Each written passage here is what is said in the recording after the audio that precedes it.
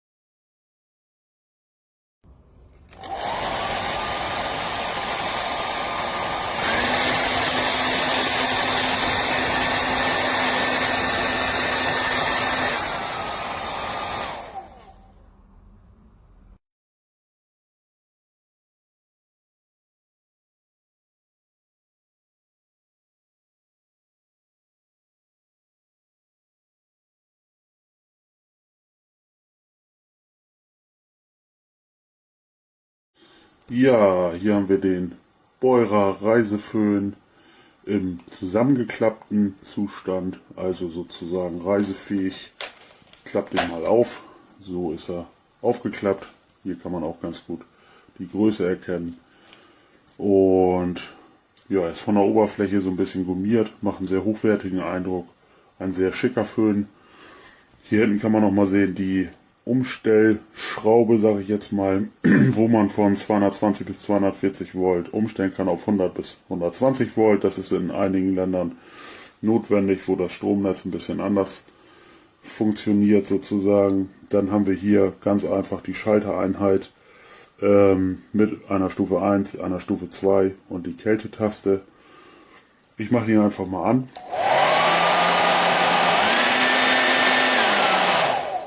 Die Lautstärke jetzt wirklich rüberzubringen mit der Kamera ist wahrscheinlich ein bisschen schwierig. Man kann insgesamt sagen, dass er nicht besonders leise, auch nicht besonders laut ist. Eigentlich vergleichbar mit jedem normalen Föhn, den man zu Hause hat. Und besonderes Highlight ist hier eigentlich die Ionentechnologie, die dieser Föhn hat, was bei Reiseföhnen eher selten ist. Deshalb gefällt er uns eigentlich auch besonders gut. Und wir finden mittlerweile, dass er auch absolut den normalen Föhn, den man zu Hause hat, ersetzen kann. Und sind sehr zufrieden damit. Hat jetzt bei uns schon einige Schwimmbadbesuche, einige Urlaube überstanden und dementsprechend einige harte Einsätze im Koffer überstanden und von uns daher absolut kein Punktabzug, klare kaufen.